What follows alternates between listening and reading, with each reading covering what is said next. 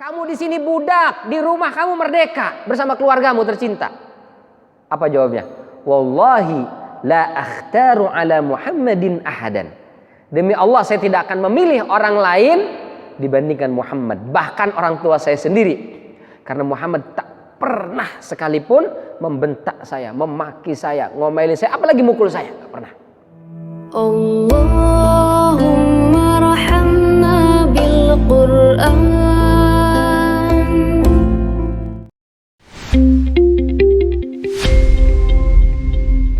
Kita baca ta'awuz, lalu baca bismillah, baru kita baca surat dan ayat, lalu seterusnya begitu. Baik.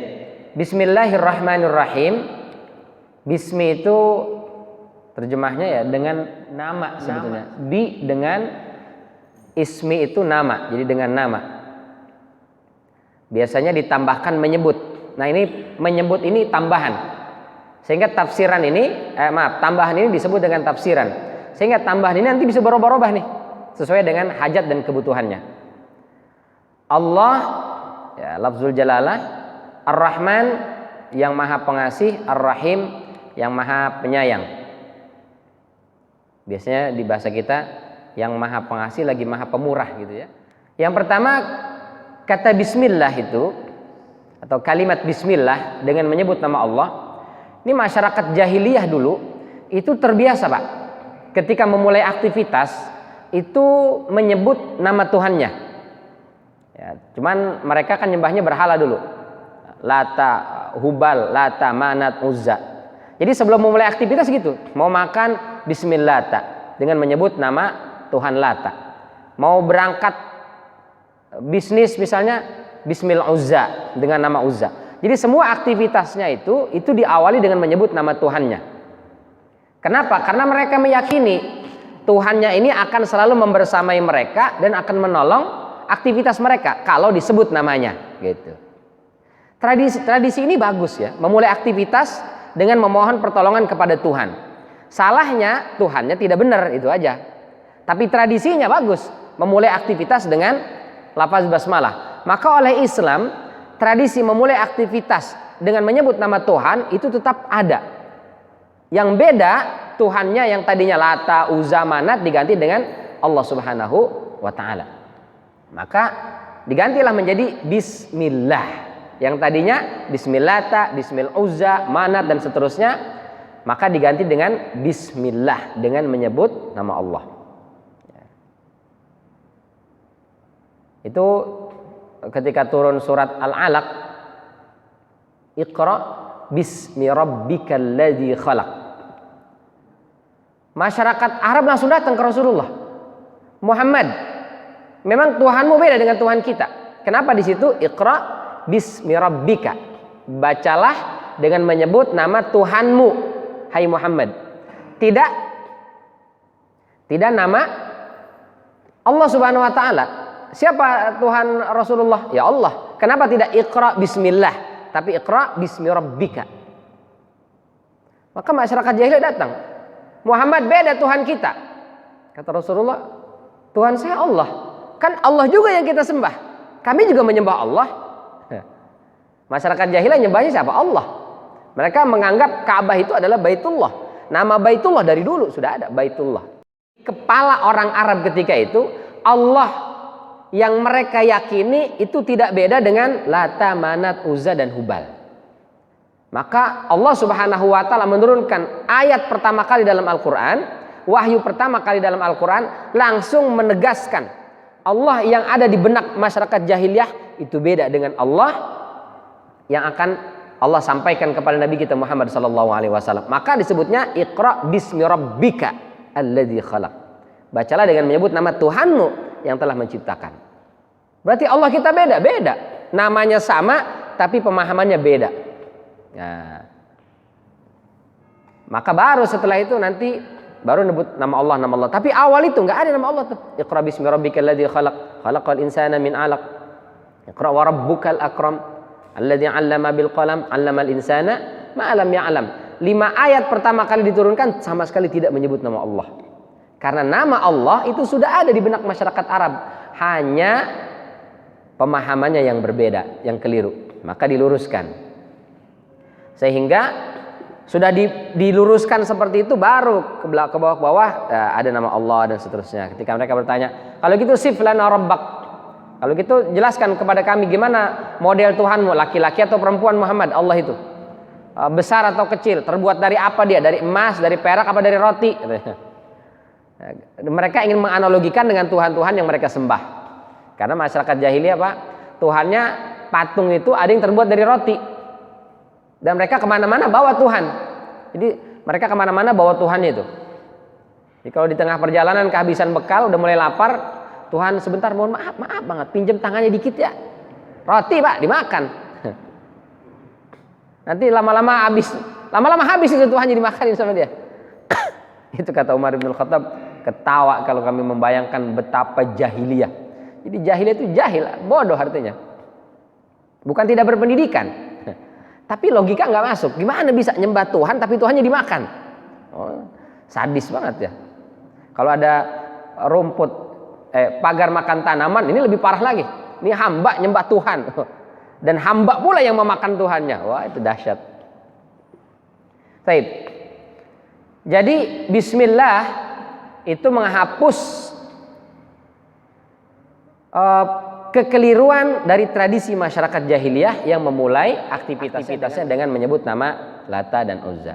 Jadi kalau kita memulai aktivitas tidak menyebut nama Tuhan kita, secara tradisi kalah dengan masyarakat jahiliyah Pak. Ya. Mau kerja aja, mau nyangkul aja, mau makan aja, langsung selonong boy. Tanpa memulai aktivitas kita dengan bismillah, secara tradisi kalah dengan masyarakat jahiliyah. Karena mereka memulai aktivitasnya pakai menyebut nama Tuhannya. Kita harusnya awali dengan menyebut nama Allah Subhanahu wa taala. Maka seorang muslim memulai seluruh aktivitasnya dengan bismillah. Ini dari Umar bin Abi Salamah radhiyallahu anhu. Semoga Allah meridainya, beliau mengatakan, "Kuntu ghulaman fi hijri Nabi sallallahu alaihi wasallam." Saya dulu waktu kecil itu berada di bawah pengasuhan baginda sallallahu alaihi wasallam. Jadi Rasul Shallallahu Alaihi Wasallam itu Pak, di rumah beliau itu banyak anak-anak.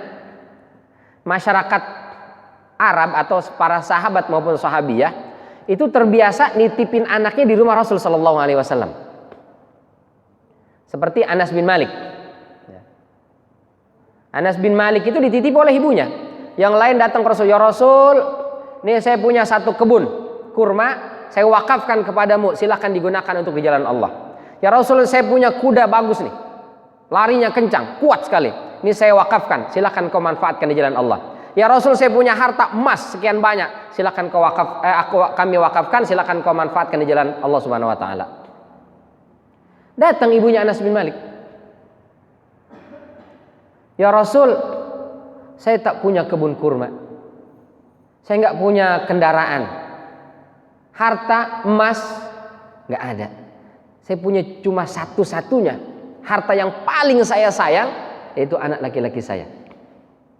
Sebelum menikah dengan Abu Talha ya, beliau janda punya anak satu. Ini harta yang paling berharga ya Rasul, ini saya wakafkan untukmu ya Rasul. Silahkan, dia mau bantu apa, nyiapin makan, mandi, airnya, merapikan tempat tidurmu, apa saja silahkan ya Rasulullah. Nah, anaknya diwakafkan kepada Rasul Sallallahu Alaihi Wasallam. Tapi dengan barter, tolong ajarkan anak aku tentang Islam. Masya Allah. Jadi tradisi nitip anak itu dari dulu Pak. Dari dulu. Nitip anak ke kiai, ke syekh, ke habib, ke ustadz, ke guru. Nah, itu dari dulu dititipin anaknya. Zaman Rasulullah dititipin anak, serah terima tuh. Meskipun zaman sekarang tradisi itu sudah mulai hilang. Bapak nyuruh, sekolah sana, ngaji sana ngaji. Bapaknya, emaknya nggak pernah ketemu sama guru ngajinya. Anaknya pokoknya suruh pergi aja ketemu ngaji ya. Bapak ibunya nggak pernah nyerahin. Ustadz, ini saya serahkan anak saya, silakan didik dengan baik. Kalau dia salah jangan sungkan jewer Ustadz. Nggak ada sekarang tradisi itu. Pokoknya ngaji sana, pergi ngaji itu. Begitu 2 hari, 3 hari, seminggu pulang nih anak nangis. Kenapa kamu? Dijewer sama Ustadz. Bapaknya datang, kebetulan punya pistol, langsung disarung pistol. Sek. Ustadz, ini anak saya yang lahirin, saya yang besarin, belum pernah ini saya sentuh fisiknya. Kenapa Ustadz tiba-tiba ngomelin anak saya? Bahkan ada yang sampai dibawa ke pengadilan, Pak. Masya Allah. Sampai ada yang dipenjara cuma gara-gara nyubit, gara-gara jewer. Masalahnya di mana? Masalahnya satu, tidak ada tradisi serah terima itu. Kalau dulu kita diantarin ngaji, orang tua kita borotan, Pak. Ustadz, saya titipkan anak saya ini, tolong ajarin ngaji. Ini saya serahin juga rotan. Kalau anak saya nakal, jangan sungkan pukul pakai rotan ini, Ustadz.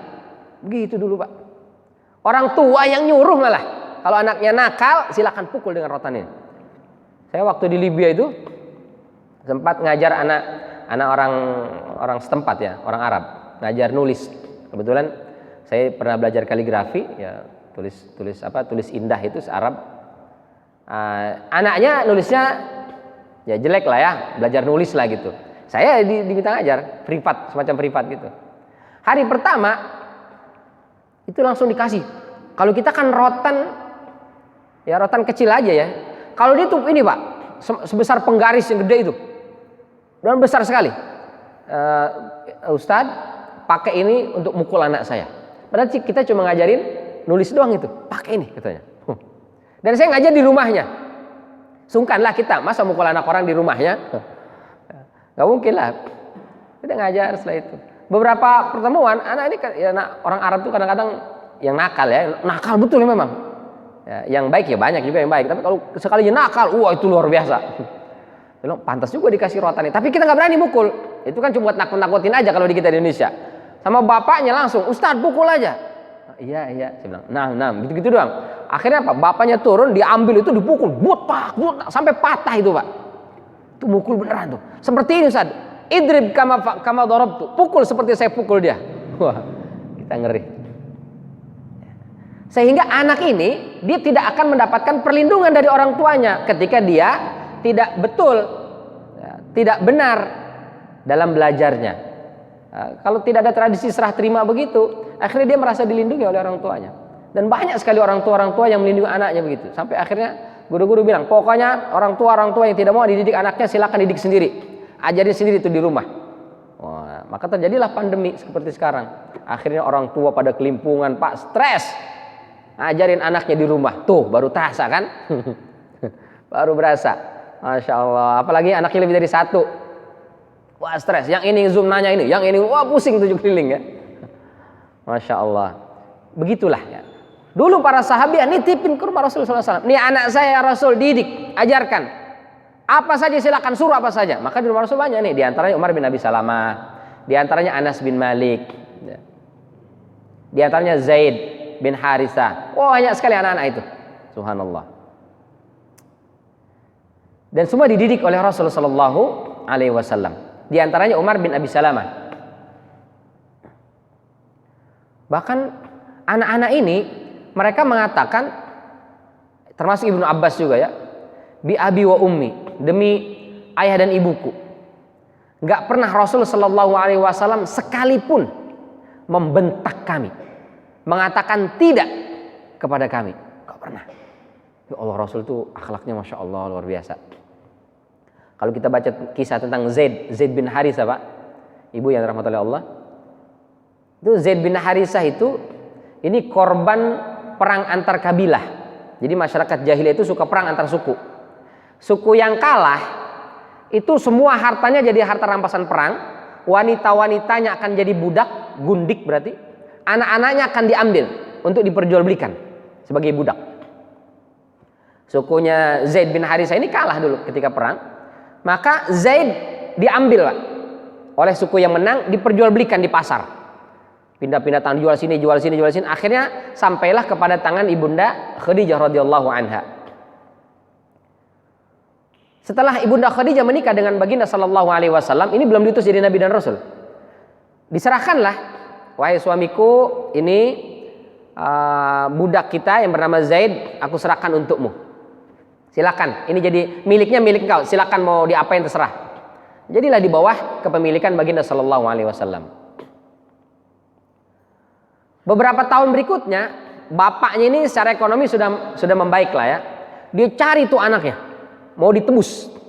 Tanya, mana anak saya mau tebus. Oh sudah saya jual sama ini. Mana anak saya bernama Zaid, saya mau tebus. Oh sudah kami jual kepada saudagar kaya bernama Khadijah. Maka datang ke rumah ibunda Khadijah. Khadijah, ya, saya dengar-dengar seorang anak bernama Zaid itu berada di tangan Anda. Terus ada apa? Saya mau tebus, berapa Anda jual? Kata ibunda Khadijah, oh sekarang bukan milik saya lagi dia. Milik siapa? Suami saya. Mana suamimu? Panggillah Rasulullah SAW. Itu belum jadi nabi. Datang, Muhammad. Iya. Berapa kau jual budakmu itu? Yang mana? Zaid. Oh, kenapa rupanya? Dia tidak akan saya jual, kata Rasulullah. Kamu tidak jual, saya akan beli berapapun saya jual. Saya nggak jual, kata Rasulullah. Kamu siapa? Saya ini bapak kandungnya. Ibunya, kakak-kakaknya semua merindukan anak saya ini. Berapapun kau jual akan saya bayar Muhammad. Tolong jual dia. Kata Rasulullah, saya nggak jual. Kalau kau mau ambil aja, bawa pulang. Subhanallah. Begitu, iya. Baik sekali. Maka dipanggil Zaid. Zaid, kamu kenal ini? Begitu dilihat bapaknya, ya sekian tahun Pak berpisah dengan orang tua, ya biasalah ya, nangis-nangis, pelukan segala macam. Begitu selesai, Zaid, ini majikanmu ini baik sekali. Memang.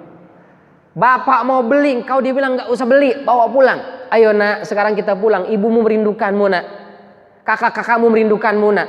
Papa sudah sangat rindu kepadamu. Ayo kita pulang. Apa jawab Zaid? Nggak mau. Kamu nggak mau pulang? Enggak. Di sini kamu budak. Budak itu kan lebih rendah dari pembantu, Pak. Setengah manusia, setengah hewan. Dia bekerja, hasil kerjanya untuk majikannya. Bahkan mohon maaf, yang perempuan halal digauli, halal. Budak tuh, lebih rendah daripada pembantu. Kamu di sini budak, di rumah kamu merdeka bersama keluargamu tercinta. Apa jawabnya? Wallahi la akhtaru ala Muhammadin ahadan. Demi Allah saya tidak akan memilih orang lain dibandingkan Muhammad, bahkan orang tua saya sendiri. Karena Muhammad tak pernah sekalipun membentak saya, memaki saya, ngomelin saya, apalagi mukul saya, tak pernah. Kalau saya pulang ke rumah, mungkin sekarang aja papa bilang sayang, lama-lama saya dipukul, mungkin juga domelin, mungkin juga dibentak, dicubit, apalagi ibu, ya tahu sendiri lah ya. Rasulullah nggak pernah, maka katanya la akhtaru ala Muhammadin ahadan. Masya Allah. Dahsyat. Maka sejak itu Rasul yang datang, nah silakan kau pulang, ya, penuhi, obati rindu orang tuamu itu. Tapi kalau kau nanti ingin tinggal di sini, silakan, nggak apa-apa balik ke sini. Tapi silakan pulang ke rumah orang tua, nanti ke sini lagi. Sejak itulah kemudian Zaid diangkat oleh Rasulullah menjadi anak angkat Rasulullah, Zaid bin Muhammad. Sampai kemudian turun surat atau ayat yang melarang tentang mengangkat anak dengan memberikan nama binnya ke bapak angkatnya. Ngangkat anaknya boleh, tapi ngasih nama binnya itu yang nggak boleh. Baik. Begitulah akhlak Rasul sallallahu alaihi wasallam.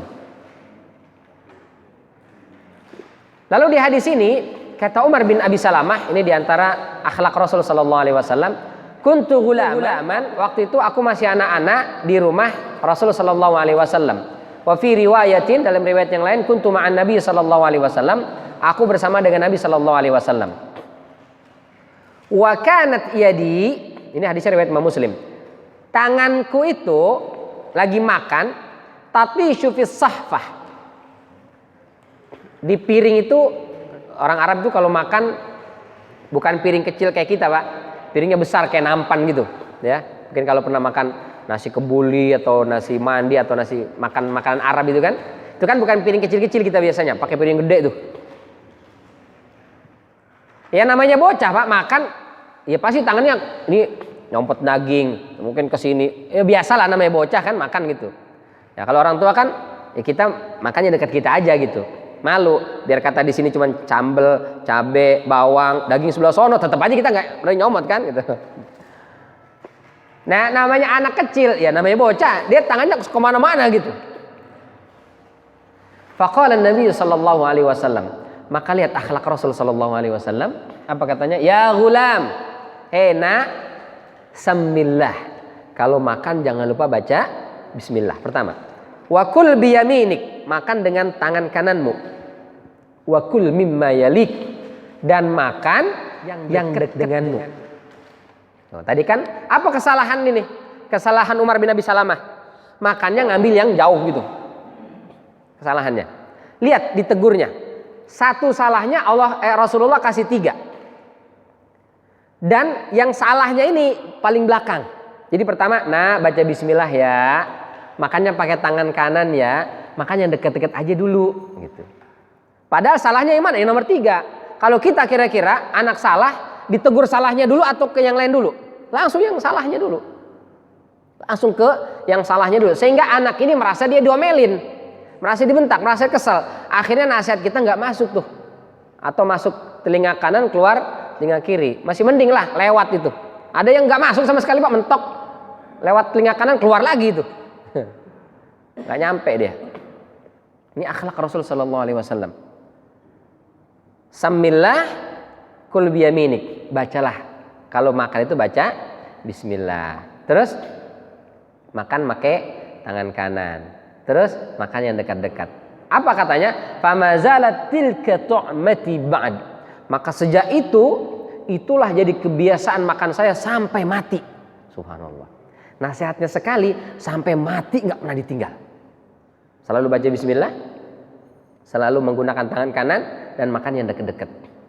Ya Allah, memang kita ini perlu banyak banget belajar ke Rasulullah, cara mendidik anak-anak kita itu. Kenapa Ustadz? Berkali-kali bebusak mulut saya ngomong ini. Baru tadi pagi Ustadz, siangnya udah ditinggalin, udah dilupain. Rasulullah sekali saja sampai mati ini nggak ditinggal. Sama Umar bin Abi Salamah sampai mati. Masya Allah. Dahsyat ya. Dahsyat. Nah, jadi seorang muslim begitu mestinya ya. Memulai aktivitasnya, makan, baca bismillah. Bukan hanya makan besar. Ya, atau makan berat. Apa makan berat? Makan batu, bukan ya. Makan nasi, lontong sayur, kategori berat lah itu ya. Ketupat. Lontong sama ketupat kategori berat apa belum itu ya? Belum buat orang kita mah. Udah sarapan belum? Tadi lontong, baru lontong. Lontong masih belum makan ya. Tupat belum. Udah nasi itu baru makan ya. Biasanya kita baca bismillah kalau makanannya makanan berat, minumannya minuman yang resmi yang berat ya. Tapi kalau cuma kerupuk doang Ustadz, ilok bismillah juga, mestinya juga sama. Ustadz cuma aqua gelas, sama itu juga minum bismillah baca. Bakwan, makan bakwan tuh kan? Itu juga bismillah tuh mestinya. Jangan kan cuma bakwan juga makanan. Begitu kita makan mesti pakai bismillah. Bismillahirrahmanirrahim. Gitu. Dan pakai tangan kanan. Bakwan udah Ustaz. Cabe tangan kiri Ustaz. Jadinya kiri kepake juga tuh jadinya ya. Gimana supaya kanan? Ya, cabenya tempelin ke bakwan itu, makan langsung. Atau bakwan dulu taruh baru cabe. Ya. Jangan sampai tangan kiri ikutan nemenin ya. Karena itu adalah tradisi syaitan. Baca bismillah. Jadi baca bismillah semua makanan. Nah, kita ajarkan anak-anak kita, nah baca bismillah. Nah, anak-anak kita bismillahnya pas lagi makan nasi aja, makan berat. Tapi kalau lagi jajanan ciki, snack, apa segala macam, cilor apa tuh ya. Jajanan anak-anak, dia lupa baca bismillah. Nah, mestinya kita biasakan tradisi baca bismillah sebelum makan semua bentuk makanan. Kecil, besar, ringan, berat, sama minum. Besar, kecil, banyak, sedikit, sama. Hendaknya kita awali dengan baca ya bismillah. Bahkan sebelum melakukan hubungan badan, mohon maaf, nggak ada anak-anak ya. Udah dewasa semua ini. Konten dewasa. Bahkan sebelum melakukan hubungan badan, suami istri diperintahkan untuk membaca bismillah. Riwayatnya Bukhari Muslim ini. Ani Ibnu Abbas radhiyallahu anhu qala, dari Ibnu Abbas semoga Allah meridainya, beliau berkata, qala Rasulullah sallallahu alaihi wasallam, telah bersabda Rasul sallallahu alaihi wasallam, lau anna ahadahum, seandainya salah seorang di antara kalian idza arada an ya'tiya ahlahu, jika hendak mendatangi istrinya, berarti hubungan badan maksudnya, qala, hendaklah dia membaca bismillah dengan menyebut nama Allah, Allahumma jannibna syaitan wa jannibis syaitana ma razaqtana. Dengan nama Allah, ya Allah jauhkanlah kami dari setan dan jauhkan setan dari apa yang kau rezekikan kepada kami. Apa maksudnya? Kalau hubungan badan ini kemudian menghasilkan anak, jauhkan setan dari anak saya kelak ya Allah. Itu maksudnya. Apa kata Rasulullah? Fa innahu in yuqaddar bainahuma walad. Jika Allah takdirkan hubungan badan itu menyebabkan istrinya hamil, lalu nanti lahir anak, anak itu lam yadurrahu syaitanu abadan. Setan tidak akan mengganggu dia selamanya. Tuh. Baca bismillah, Pak. Jangan main selondong boy aja. Udah gak tahan Pak Ustaz. Serobos, srek, selesai. Bismillah dulu. Syukur-syukur awali dengan wudu. Nah, itu yang afdal. Kata Rasulullah ini hadis sahih riwayat Bukhari dan Muslim. Nanti kalau Allah takdirkan kita itu dari hubungan badan itu hamil istri kita lalu punya anak, insya Allah setan tidak akan mengganggu dia.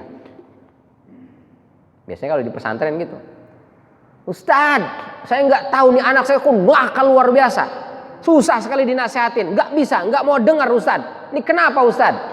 Biasanya ada Ustadz menceletuk aja gitu. Bapak sih bikinnya kagak baca Bismillah. Jadi dia begini dah anaknya, gitu katanya tuh. Masya Allah, nauzubillah min dzalik. Dalam semua aktivitas, bukan malam pertama doang ini. Malam pertama doang dibaca, malam kedua, ketiga, seterusnya nggak pernah dibaca. Baca. Nah, setiap sebelum hubungan badan itu dianjurkan untuk membaca Bismillah. Luar biasa. Ya, kalimat Bismillah ini. Kenapa mesti kita awali semua aktivitas kita dengan Bismillah, Ustaz? Karena Bismillah ini, huruf ba ini kata para ulama, Bapak Ibu yang rahmatullahi Allah, itu maknanya itu dalam sekali. Minimal ada 3. Huruf ba doang nih, huruf ba. Bismillah, huruf ba yang berbaris kasrah bi itu maknanya banyak sekali. Secara bahasa dia maknanya dengan bi itu. Apa maknanya? Yang pertama itu littaqarrub. Apa arti littaqarrub? Untuk mendekatkan diri kita kepada Allah.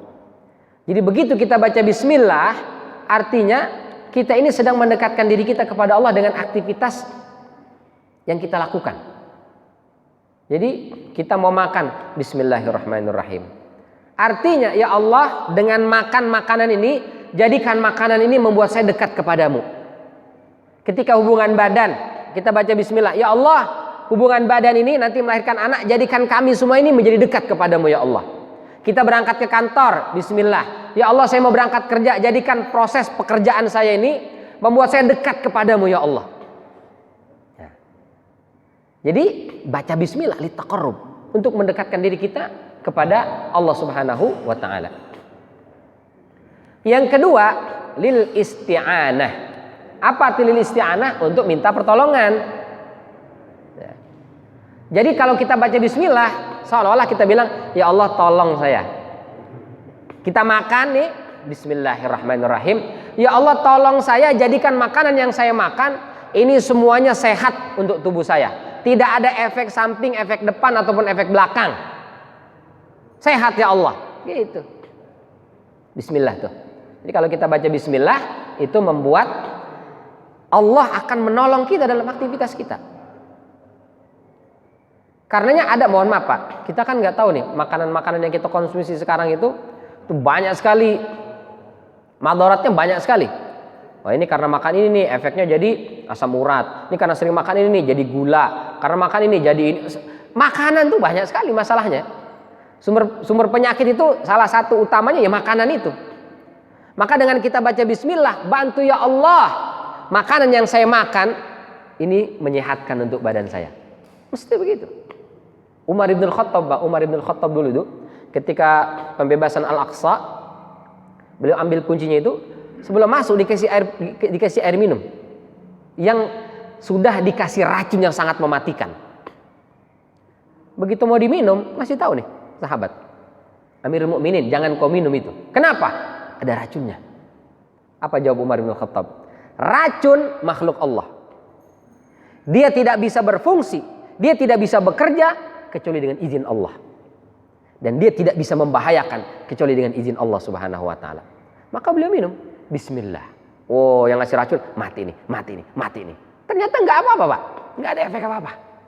Bukan Umarnya yang kebal, bukan Umarnya yang anti racun, tapi bahwa semua yang ada di atas muka bumi ini itu dengan izin Allah Subhanahu wa taala. Maka ketika kita makan sebuah makanan, meminum sebuah minuman, selama dia halal, tetap ada efek sampingnya, bisa berbahaya. Tapi kalau kita serahkan kepada Allah Subhanahu wa taala, mudah-mudahan Allah tolong kita sehingga makanan itu tidak memberikan dampak apa-apa. Ya, ada beberapa orang yang mungkin juga bapak-bapak di sini ya, dokter bilang, "Pak, jaga makanan, jangan makan lagi daging kambing. Jangan makan duren." Ada bapak-bapak yang udah nggak boleh makan duren? Nggak boleh Ustaz sama istri. Itu lain kalau nggak boleh sama istri ya. Kesehatan, secara kesehatan. Nah makanya dalam agama kita itu kan ada halalan, thayyibah. Apa bedanya? Kalau halalan itu, halal itu timbangannya syariat. Jadi halal atau haram itu timbangannya syariat. Sementara thayyibah itu timbangannya kesehatan. Ada makanan yang halal tapi nggak thayyib. Kalau thayyib insya Allah pasti halal. Apa contohnya? Yaitu tadi ikan asin. Halal nggak nih? Halal selama bukan hasil mencuri, halal dia. Tapi kata dokter jangan makan ikan asin, nanti asam uratnya kambuh. Berarti tidak thayyib. Asam urat atau apa kalau ikan asin? Darah tinggi. Ya gimana nggak darah tinggi? Ikan asin lagi Pak ya. Emosi jadinya ya. Berarti ada halalan, ada thayyiban. Nah ada beberapa orang itu yang masya Allah usianya itu sebenarnya udah menurut kesehatan dia nggak boleh makan ini, nggak boleh makan itu, tapi dia tetap makan, dia baca bismillah dan alhamdulillah sehat-sehat aja itu. Pertolongan Allah Subhanahu wa taala. Maka baca bismillah dengan penuh keyakinan ditolong oleh Allah. Kita nggak pernah tahu, Pak. Kita nggak pernah tahu. Titipkan anak kita nih ke sekolah, baca bismillah. Antarkan suami mau berangkat kerja, baca bismillah. Kita nggak pernah tahu bahaya apa di luar yang mengancam sana. Betapa banyak orang-orang yang berangkat sehat-sehat saja, tapi begitu pulang hanya tinggal nama. Kita nggak tahu, Pak. Kecelakaan kan hampir setiap hari terjadi di jalanan. Baik jalan darat, laut, udara, setiap hari. Baru kemarin kita diperlihatkan jatuhnya pesawat Sriwijaya itu, masya Allah. Semoga Allah ampuni dosa dan kesalahan para penumpangnya, jika dia muslim jadikan syahid insya Allah. Luar biasa. Masih yang ngantar itu dada semua sehat. Tapi lihat 4 menit, 7 menit selang berikutnya selesai sudah. Kita nggak pernah tahu. Siapa yang bisa menjaga kita? Siapa yang bisa menolong kita? Allah. Maka jangan pernah tinggalkan kalimat bismillah dalam semua aktivitas kita. Ya. Semua aktivitas kita baca bismillah. Mau berangkat kerja, mau melakukan semua aktivitas, mau masak, ibu-ibu nih mau masak bismillah. Nyuci beras bismillah. Kita mohon, ya Allah, nih bantu nih. Ya. Dengan makanan ini, anak saya itu semakin tumbuh sehat dan kuat. Fisiknya sehat, rohaninya juga sehat. Itu berkah. Nah, maka yang ketiga, littabarruk. Ya. Dengan kita baca bismillah, itu kita akan mendapatkan keberkahan. Masya Allah. Mohon maaf Pak, kalau di pesantren itu ya, di pesantren biasanya ya, kecuali pesantren-pesantren mahal yang SPP-nya di atas 2 juta itu makannya enak lah ya. Tapi pesantren secara umum, makanan anak pesantren Pak, masya Allah. Nggak tahu apa pesantren saya aja ya. Tapi saya berkunjung ke beberapa pesantren, ya sama juga makannya ya, kerupuk ya. Mungkin Bapak Ibu ada yang pernah pesantren tahu lah Ustaz ya. Gimana kita dulu di pesantren makannya masya Allah. Ya, kerupuk, mie supaya kebagian semua kuahnya dibanyakin. Berenang tuh mie itu di atas kuah Pak. Kasih kecap, kasih kerupuk. Ya makanannya begitu. Secara gizi ya mungkin jauh sekali. Kangkung itu supaya masuk semua, yang tua yang muda masuk aja pokoknya gitu ya. Batang-batangnya juga masuk semuanya. Ya. Tapi lihat anak pesantren. Ya, sehat-sehat alhamdulillah, bisa menghafal Quran, cerdas-cerdas, bisa menghafal beberapa kitab hadis, matan-matan disiplin ilmu, dia hafal semuanya tuh. Cerdas, luar biasa. Kuat fisiknya, cerdas otaknya. Sementara betapa banyak anak-anak di rumah kita Pak, kita kasih makan yang enak-enak, suruh ngafal juz amma aja lamanya luar biasa. Padahal makanannya enak nih, nutrisi bergizi. Kenapa susah nih ngafal? Apa yang hilang? Berkah. Berkahnya yang hilang. Masya Allah, kalau boleh cerita ini dulu, pimpinan pesantren saya sudah meninggal beliau. Makanan kami ya begitu, kerupuk dikasih kecap. Sarapan Pak, kerupuk sama kecap. Ya. Jadi kalau pagi anak-anak ya udah mulai ngantuk, kerupuk. Energinya di mana kerupuk? Tapi subhanallah, Itu setiap jam 3 beliau selesai tahajud, beliau masuk ke dapur umum. Beras, kerupuk yang belum dimasak, mie, bihun segala macam itu, beliau angkat tangan di sana. Ya Allah, hanya ini yang bisa aku beli untuk anak-anakku. Jauh dari kata bergizi, jauh dari kata apa dulu itu 4 sehat 5 sempurna ya. Jauh dari itu ya Allah. Tapi Engkau maha kaya, Engkau maha mampu, Engkau maha sanggup. Jadikan makanan ini meskipun dia kurang dari nilai gizi, tapi jadikan makanan ini makanan yang berkah ya Allah. Jadikan anak-anak aku ya Allah memakan dari makanan ini sehat fisiknya, cerdas otaknya ya Allah, karena semuanya Engkau yang memberikan keberkahan. Subhanallah Pak. Begitu Pak, setiap hari Pak beliau itu masuk ke dapur itu, beliau berdoa seperti itu. Masya Allah.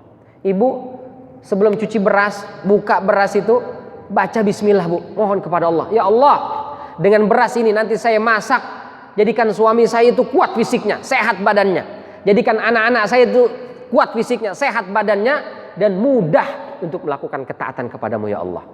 Dengan makanan yang dimakan ini membuat mereka selalu bersemangat untuk melakukan ibadah kepadamu ya Allah. Gitu ya. Jangan justru sambil nyanyi masak. Abitun hiho. Nah itu udah, keberkahannya ya hilang lah.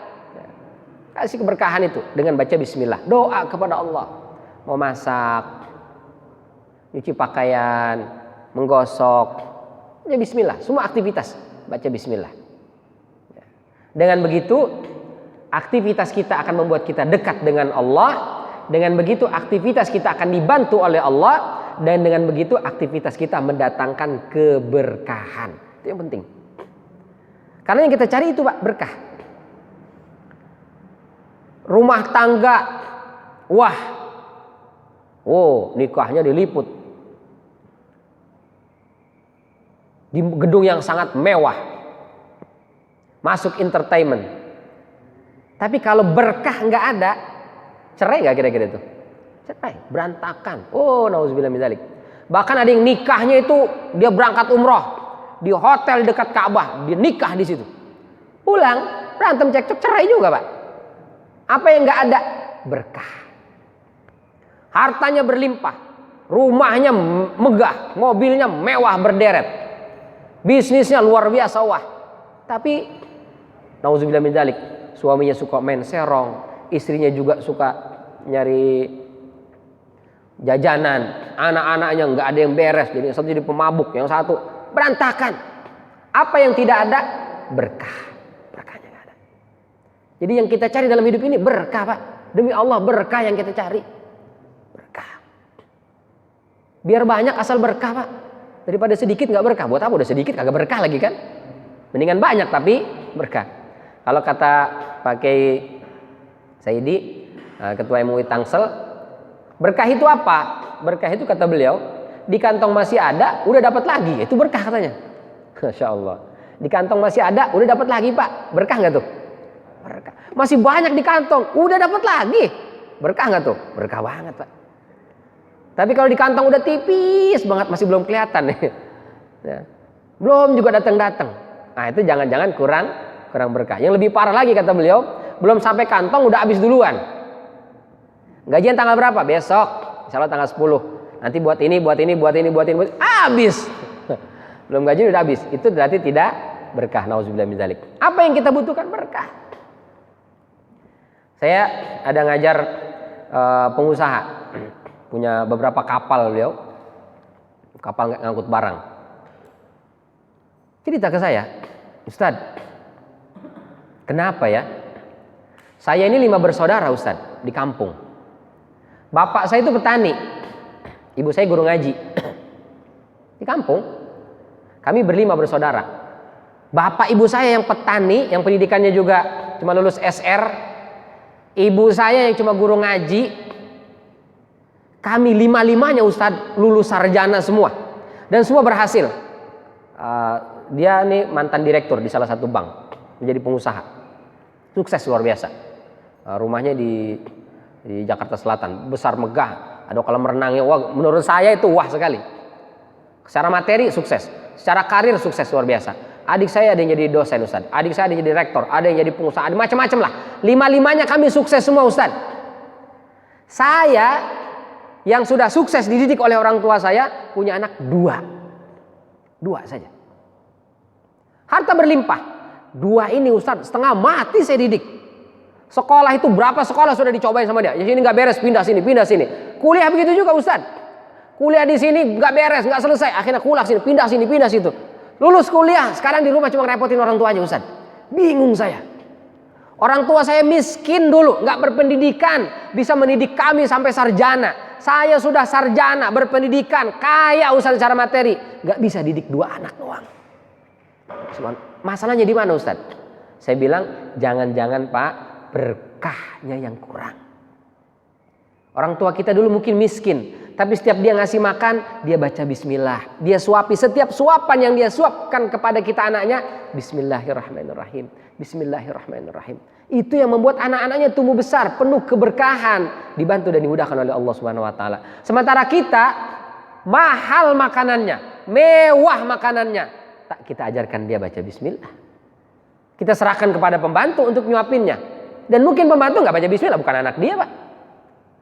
Ibu kita dulu dengan penuh kesabaran, disusui bayinya dengan tak pernah lepas bismillah itu. Begitu digendong anaknya, mau disusui baca bismillah ya nak, bismillahirrahmanirrahim. Anak-anak zaman sekarang dia sambil netein anaknya itu, dia sambil dengar headset, sambil nyanyi apa segala macam. Sakitnya tuh di sini. Anaknya ya sawan lah. Ustaz kenapa anak saya sakit? Ibu sih netein nyanyiin sakit. Ya sakit lah anaknya. Keberkahan. Penting sekali keberkahan itu. Gak ada gunanya. Kaya apapun kita, sehebat apapun kita, sesukses apapun kita, kalau tidak ada keberkahan, gak ada nilainya, tidak ada gunanya. Maka bismillah. Sederhana kelihatannya. Ringan kelihatannya. Tapi kandungannya Masya Allah luar biasa. Maka jangan pernah tinggalkan bismillah. Maka kalau kita terbiasa membaca bismillah, insya Allah pertama kita mendapatkan 3 itu. Yang kedua kita akan terbiasa untuk melakukan kebaikan-kebaikan. Kenapa? Karena semua aktivitas kita mulai dengan bismillah. Maka ketika kita beraktivitas, wah ini kayaknya nggak bener ini. Tadi saya sudah mulai berangkat ke kantor baca bismillah. Ini kok diminta tanda tangan yang nggak jelas ya? Oh nggak deh. Bismillah kita rusak gara-gara kita tanda tangan yang bukan hak kita. Nggak jadi tuh kita melakukan dosa. Kita berangkat sudah baca bismillah, sudah ikhlas kepada Allah, kita mohon bantuan Allah, kita mohon supaya pekerjaan kita mendekatkan kita kepada Allah. Diajak korupsi, oh enggak, mohon maaf, karena saya sudah mengawali dengan bismillah. Diajak kunjungan kerja, ya, ke suatu tempat, berangkat, baca bismillah, berharap kunjungan kerjanya ini membuat dia dekat dengan Allah, ditolong oleh Allah dan mendatangkan keberkahan. Begitu sampai di sana dijamu Pak. Diinapkan di hotel, dikasih pelayan, mulai dari yang sekwilda sampai bupati dikasih. Seksi wilayah dada maksudnya, bupati buka paha tinggi-tinggi, wow ngelayanin di hotel tuh. Ya Allah, saya tadi berangkat untuk kunjungan kerja ini sudah baca bismillah, berharap kunjungan ini mendekatkan saya kepada Allah, berharap Allah menolong saya, berharap ini mendatangkan keberkahan. Gimana mau berkah ini kalau saya mengambil pelayanan perempuan yang gak jelas ini? Maka dia tolak. Indah tuh Pak. Tapi kalau nggak mau tahu dengan bismillah, kapan lagi nih dapat yang bening? Akhirnya nggak ada keberkahan. Pulang mungkin dia bawa banyak uang, pulang mungkin dia bawa kendaraan mewah, tapi keberkahan sudah Allah cabut, nggak ada nilainya. Nauzubillah min dzalik. Bismillah sederhana, tapi dengan selalu membiasakan bismillah, kita akan selalu menjaga diri dari perbuatan-perbuatan yang tidak benar. Karena otomatis Pak, bismillah ini mengarahkan kita melakukan yang baik-baik saja. Yang buruk-buruk bakal kita tinggalin. Bapak, Ibu pernah lihat ada maling mau nyolong baca bismillah? Enggak lah ya. Dia tahu nyolong itu nggak benar, maka nggak baca bismillah. Biar kata muslim nggak bakalan. Bismillahirrahmanirrahim, mudah-mudahan di masjid belum ada yang datang nih, saya mengambil trombol masjid. Nggak bakalan. Biar kata nyolongnya di masjid nggak bakal itu baca bismillah. Mau zina, nggak mungkin baca bismillah Pak. Nggak mungkin baca Allahumma jannibna syaitan. Orang udah setan ada di situ. Nggak mungkin tuh. Pasti kalau kita selalu membiasakan diri membaca bismillah, maka tidak akan, atau insya Allah akan menghindarkan kita dari perbuatan dosa dan maksiat. Bahkan mohon maaf banget nih. Rokok misalnya. Bapak-bapak yang rokok baca bismillah nggak tuh? Kayaknya sih enggak ya. Kayaknya ini mah. Megangnya aja pakai tangan kiri. Ngerokok pakai tangan kanan apa tangan kiri tuh? Tangan kiri ya. Atau dia bismillahirrahmanirrahim. Enggak lah, kayaknya enggak tuh. Karena dia tahu nih minimal makruh hukumnya. Kalaupun nggak sampai haram dia tahu minimal makruh. Ya. Coba rokok makanan apa minuman sih kategorinya? Ya. Makan bakwan. Bakwan pakai lontong. Ada nggak makannya di WC sambil nongkrong? Nggak ada kan? Mohon maaf nih, di WC sambil nongkrong sambil makan bakwan. Kayaknya nggak ada itu. Nggak ada. Tapi kalau ngerokok ada. Sambil nongkrong. Mungkin nggak baca bismillah? Enggak. Jadi kalau terbiasa baca bismillah, insya Allah kita akan menghindarkan kita dari perbuatan-perbuatan yang tidak baik atau minimal yang kurang baik. Ya makruh akan kita tinggalkan. Ini mah makruh deh, jangan deh gitu. Jadi penting kita mengucap basmalah karena bismillah itu akan mengubah sesuatu yang mubah menjadi ibadah. Makan kan mubah, Pak. Berangkat kerja kan mubah. Tapi kalau kita awali bismillah, makan kita akan bernilai ibadah. Berangkat kerja kita akan bernilai ibadah. Mau tidur itu kan mubah, Pak. Tapi kalau kita tidur awali dengan bismillah, insya Allah tidurnya akan bernilai ibadah. Tuh, kata para ulama, bismillah itu tamyizul adah anil ibadah. Membedakan mana pekerjaan kebiasaan, rutinitas biasa saja dengan rutinitas yang bernilai ibadah. Bismillah menjadikan semua aktivitas kita bernilai ibadah. Masya Allah. Kita kan sedikit ibadah kita, Pak. Tapi kalau kita semua aktivitas dimulai dengan ibadah, insya Allah semua aktivitas kita itu akan bernilai ibadah di sisi Allah Subhanahu wa Ta'ala. Maka yuk biasakan baca bismillah. Ajarkan anak istri kita juga selalu untuk baca bismillah. Pembantu kita, siapapun yang di rumah kita, biasakan untuk selalu membaca bismillah dalam semua awal aktivitasnya. Insya Allah berkah, ditolong oleh Allah, jadikan kita dekat kepada Allah, dan itu akan bernilai ibadah di sisi Allah Subhanahu wa Ta'ala. Amin ya rabbal alamin. Baik, barangkali sampai di sini. Sebelum ditutup ada yang ingin ditanyakan, ditambahkan atau diluruskan? Ya. Pakai mic atau? Assalamualaikum warahmatullahi wabarakatuh.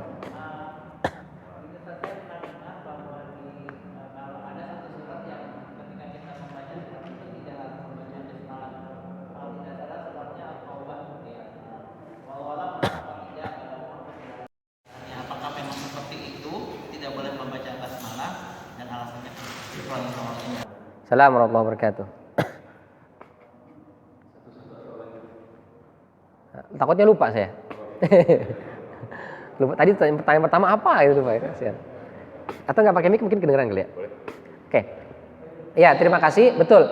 Dalam surat At-Taubah itu tidak ada lafaz basmalah di awal suratnya. Kenapa ini? Ada banyak sebab. Di antaranya yang pertama, karena dulu para sahabat menganggap surat Al-Anfal dengan surat At-Taubah itu adalah satu surat. Satu surat. Karena bismillah itu diturunkan sebagai fawasilus suwar, pemisah antara surat. Bismillah itu. Nah, Rasul Shallallahu Alaihi Wasallam beberapa kali ketika mengimami tahajud itu Al-Anfal langsung disambung dengan At-Taubah, sehingga para sahabat mengira ini satu surat. Dan kalau dilihat jumlahnya, jumlah ayatnya, surat Al-Anfal dengan surat At-Taubah itu lebih banyak surat At-Taubah dibandingkan surat Al-Anfal. Sementara dalam As-Sab'ut Tiwal, 7 surat atau awal-awal surat yang panjang-panjang, itu Al-Baqarah dengan Ali Imran lebih panjang Al-Baqarah. Ali Imran dengan surat setelahnya, surat An-Nisa lebih panjang Ali Imran. Begitu seterusnya. Nah, di sini Al-Anfal dengan At-Taubah kok lebih panjang setelahnya. Berarti menganggap ini sebagai satu surat. Sehingga tidak dipisah dengan basmalah. Itu alasan pertama. Alasan kedua, ada riwayat yang mengatakan surat At-Taubah ini kontennya itu perang. Jadi surat At-Taubah kontennya perang. Sementara bismillah kontennya kasih sayang. Perang itu nggak matching dengan kasih sayang. Kelembutan, kelemah lembutan dalam perang itu nggak masuk. Dalam perang itu boleh ada tipu muslihat. Siasah itu diharamkan. Siasah itu tipu muslihat. Tapi dalam perang boleh, kata Rasulullah. Boleh. Memata-matai haram. Tapi dalam perang boleh memata-matai. Boleh. Membunuh, ya. Sehingga nggak matching nih kelembutan dan kasih sayang dengan konten yang isinya perang, yang penuh dengan intrik dan kekerasan. Itu nggak matching. Kan nggak mungkin ada perang. Aduh, pelan-pelan aja deh. Kan nggak mungkin. Nah, untuk kasih sayang ini kan nggak mungkin. Ya, itu yang kedua. Jadi yang pertama tadi karena menganggap satu surat, yang kedua karena menganggap itu adalah perang. Yang ketiga, karena sahabat tidak pernah mendengar Rasul Shallallahu Alaihi Wasallam ketika membaca surat At-Taubah diawali dengan Bismillah. Jadi Rasul nggak pernah baca itu, sehingga para sahabat kemudian tidak menuliskan Bismillah dalam mushaf Utsmani. Itu diantara alasannya Pak. Allah alam shawab. Nah, tadi berikutnya Pak. Mungkin kedengaran? Ya. Ada dua pertanyaan. Pertama tadi di awal bahwa masyarakat Arab Mekah khususnya itu berlantang uzah gitu ya. Nah, apakah waktu itu Kristen Yahudi sudah nyampe di situ? Karena memang kalau dilihat dari Al-Quran juga banyak menceritakan masalah Yahudi dan masalah Nasrani. Itu satu. Kedua, itu yang saya tanyakan juga ada berkaitan juga dengan hadis yang saya dengar juga ya, sesuai juga dengan itu ya, bahwa pekerjaan mubah itu menjadi ibadah, seperti tahun minggu habis dari koreksi tu ambil di balim lain bismillah bahwa Allah ajdam. Jadi segala sesuatu aktivitas itu tidak tidak akan sia-sia apabila tidak dimulai dengan bismillah. Yang saya tanyakan, apakah cukup dengan bismillah saja misalnya dengan nama Allah? Apakah harus dengan bismillahirrahmanirrahim gitu supaya menjadi ibadah? Ya. Baik, jazakallah khair, Masya Allah. Ya, yang pertama di Mekah ada Nasrani ada, tapi jumlahnya sedikit. Yahudi lebih sedikit lagi, sangat sedikit. Yahudi domisili lebih banyak di Madinah Al-Munawwarah dibandingkan yang ada di Mekah. Di Mekah seperti Waraqah bin Naufal, ini dia beragamanya Nasrani, ya. Tapi disebutnya Hanafiyah karena dia yang lurus, termasuk yang lurus. Waraqah bin Naufal saudaranya ibunda Khadijah radhiyallahu anha, begitu datang mendapatkan wahyu didatangi oleh malaikat Jibril, wahyu pertama kan Rasulullah ngadu kepada sang istri, lalu setelah itu dibawa oleh ibunda Siti Khadijah kepada Waraqah bin Naufal karena dia termasuk ahlul kitab. Jadi ada Waraqah bin Naufal, tapi jumlahnya sangat sedikit dan mereka tidak bisa mewarnai adat masyarakat, kebiasaan masyarakat jahiliyah. Jadi dakwah yang dilakukan itu ada tapi sedikit sekali dan tidak bisa berpengaruh. Kalau kita baca sirah Ibnu Hisham atau Ibnu Ishaq atau sirah-sirah yang lain, sudah ada dakwah, cuman sedikit sekali. Itu yang disebut dengan Hanafiyah. Jadi mereka yang mengikut ajaran Nabi Ibrahim alaihissalam. Karena masyarakat Arab itu mereka ya tetap mengikut ajarannya Nabi Ibrahim alaihissalam seperti syariat haji dan seterusnya. Cuma dirusak setelah masuk siapa namanya yang membawa pertama kali berhala itu? Subhanallah. Itu yang pertama kali bawa Hubal ke sana, terus nanti ada Manat, Lat, Uzza dan seterusnya. Itu pertama kali yang merusak tauhid yang ada di Mekah. Itu yang pertama. Tapi yang dominasi itu adanya di Madinah, orang-orang Yahudi. Nah, itu di sana banyak. Makanya kenapa Rasul ditolak di Mekah, diterima di Madinah? Karena masyarakat Madinah itu sudah sering dengar dari orang Yahudi bahwa akan ada nabi terakhir sebagai penyelamat. Jadi orang Yahudi sudah sering ngomong, nanti ada penyelamat segala macam gitu. Masalahnya Yahudi tidak menerima Rasulullah karena Rasulullah lahir bukan dari bangsa mereka. Itu saja masalahnya. Tapi informasi tentang Rasulullah ya'rifunahu kama ya'rifuna abna'ahum.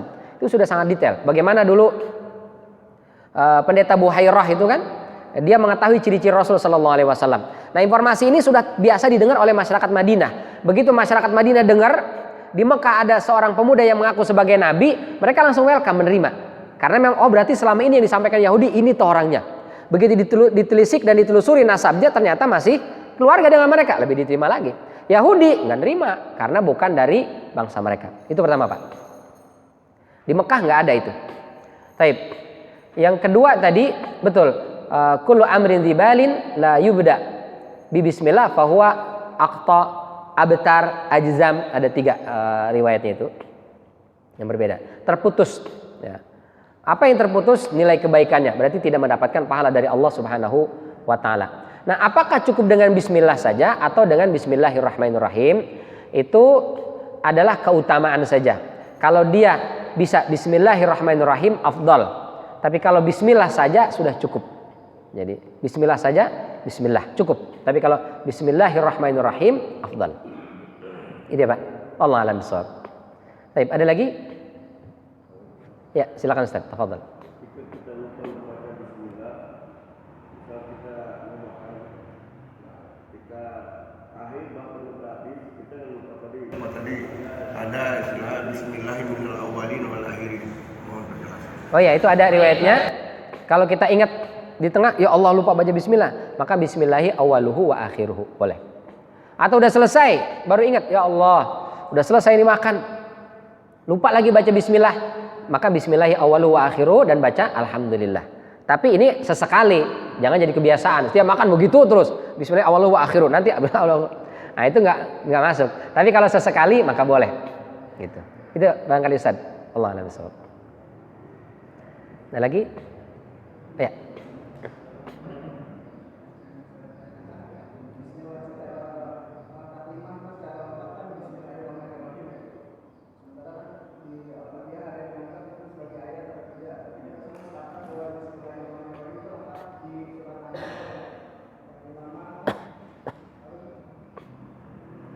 Sulaimana wa innahu bismillahirrahmanirrahim. Innahu min Sulaiman wa innahu bismillahirrahmanirrahim. Ya.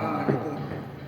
Terus bisa kalau boleh tahu gimana riwayatnya, ternyata itu bismillah akhirnya jadi pembuka di semua surat gitu. Dan kenapa ada apa perbedaan pendapat soal Al-Fatihah itu gitu. Ya. Ya, apakah bismillah? Jadi semua ulama sepakat bahwa bismillah dalam surat An-Naml ayat 30 sampai 31 ini tertulis bismillahirrahmanirrahim. Innahu min Sulaiman wa innahu bismillahirrahmanirrahim. Allah ta'alu alayya wa'tuni muslimin. Surat Nabi Sulaiman kepada Ratu Balqis. Tertulis di situ bismillahirrahmanirrahim. Sini sepakat para ulama. Tapi apakah basmalah merupakan ayat dari surat Al-Fatihah dan surat-surat yang lainnya? Ini para ulama berbeda pendapat. Karena memang tidak ada riwayat yang sharih dan sahih yang memutus perkara itu. Ya. Jadi banyak riwayat-riwayatnya. Imam Syafi'i mengatakan bismillah merupakan ayat dari surat Al-Fatihah dan surat-surat yang lainnya. Beliau diantaranya berpedoman kepada hadis ketika turun surat Al-Kautsar, Rasul langsung mengatakan, barusan diturunkan kepadaku surat yang bla bla bla bla, lalu beliau langsung baca bismillahirrahmanirrahim, inna a'tainakal kautsar fasholli lirabbika wanhar inna syani'aka huwal abtar. Di situ Rasul menyebut bismillah. Nah, menurut Imam Syafi'i berdasarkan hadis itu berarti bismillah merupakan ayat dari Al-Fatihah maupun surat-surat yang lainnya. Maka kalau mazhab Syafi'i ketika sholat, imam di sholat jahar itu wajib menjaharkan bismillahnya. Berdasarkan hadis tadi dan juga hadis-hadis yang lain banyak. Tapi semua hadis-hadis ini ya derajatnya ya tadi itu tidak sampai sharih, qati' dan sahih. Tidak. Jadi ada nanti riwayat yang begini hadisnya hasan, riwayatnya nanti berbeda. Imam Malik mengatakan bismillah bukan merupakan ayat dari surat Al-Fatihah ataupun surat-surat yang lainnya. Alasannya sederhana kata Imam Malik. Kenapa bismillah bukan ayat dari Al-Fatihah? Karena Al-Qur'an itu diriwayatkan secara mutawatir, semua ulama sepakat. Tidak ada yang berbeda pendapat tentang qul huwallahu ahad itu ayat atau bukan, semua sepakat. Jadi Al-Qur'an itu diriwayatkan secara mutawatir, semua ulama sepakat, para sahabat sepakat, itu berarti Al-Qur'an. Sementara bismillah dalam Al-Fatihah dari sahabat saja sudah beda-beda. Berarti menunjukkan bismillah bukan Al-Qur'an, karena Al-Qur'an disepakati, sementara bismillah diselisihi atau berbeda. Perbedaan pendapat di antara sahabat dan para ulama menunjukkan bismillah bukan ayat. Itu menurut Imam Malik. Maka dalam mazhab Maliki nggak ada Pak bismillah, baik sir ataupun jahar. Salat subuh misalnya langsung alhamdulillahirabbil alamin, enggak. Nah, sementara Imam Abu Hanifah dan juga Imam Ahmad mengatakan bismillah merupakan ayat yang diturunkan sebagai pawasilus sual, pemisah surat, tapi dia tidak include dalam urutan nomor ayat di surat itu. Bismillah memisahkan antara Al-Ikhlas dengan An-Nas. Itu memisahkan dengan bismillah. Tapi bismillah tidak masuk di surat An-Nas dan bismillah sebelum Al-Falaq tidak masuk di Al-Falaq. Pun demikian bismillah dalam surat Al-Fatihah tidak masuk di ayat, tapi dia ada di situ. Maka dalam mazhab Hanafi dan juga mazhab Hambali, bismillah ada dibaca tapi tidak perlu dijaharkan gitu. Yang mana yang benar? Semuanya benar. Tinggal kita mau ikut yang mana, itu saja. Jadi tidak ada salah nih Imam Syafi'i, salah nih Imam Malik, salah nih Imam Ahmad dan juga Abu Hanifah, tidak. Yang mazhabnya Imam Ahmad bin Hambal maka basmalahnya dia sir. Bismillahirrahmanirrahim. Alhamdulillahirabbil alamin. Sah. Ketika Imam Sudais datang ke Indonesia diminta jadi imam di Istiqlal, maka beliau tidak mau jadi imam. Setelah didorong oleh Pak Kiai Mustafa Ali Yaqub baru beliau maju. Nah, beliau mengetahui dan menghargai masyarakat Indonesia mayoritas menganut mazhab Syafi'i. Maka Syekh Sudais di Mekah nggak pernah baca bismillah, di Istiqlal baca bismillah. Nah, berarti mana yang benar? Dua-duanya benar. Ini masalah furu'iyah saja. Nah, jangan sampai berantem, apalagi tidak mau sholat. Malah saya sholat di istihad. Kenapa? Bismillahnya jahar. Saya sholatnya di sana aja, bismillahnya sir. Itu yang benar, itu yang sesuai sunnah. Ini bid'ah, masuk neraka. Oh, itu yang bahaya. Mengkapling-kaplingkan neraka, mengkapling-kaplingkan surga dan neraka gara-gara masalah furu'iyah. Itu nggak boleh. Demikian, Allah a'lam bishawab. Tapi mungkin sampai di sini. Terima kasih atas segala perhatian. Mohon maaf apabila ada kekeliruan dan kekurangan. Semoga Allah selalu bantu kita untuk bisa memahami syariat agama kita, dan mudah-mudahan kita semua dibantu untuk bisa menjalankannya dalam kehidupan kita sehari-hari, sehingga hidup kita ini selalu berkah karena mengikut sunnah Nabi kita Muhammad SAW. Dan besok di yaumul qiyamah mudah-mudahan Rasulullah mengenali kita dan memberikan syafaatnya kepada kita semua, sehingga kita dipantaskan oleh Allah masuk ke dalam surganya kelak. Amin, amin ya rabbal alamin. Terima kasih atas segala perhatian. Mohon maaf apabila ada kekeliruan dan kekurangan. Kita tutup dengan hamdalah dan kafaratul majlis.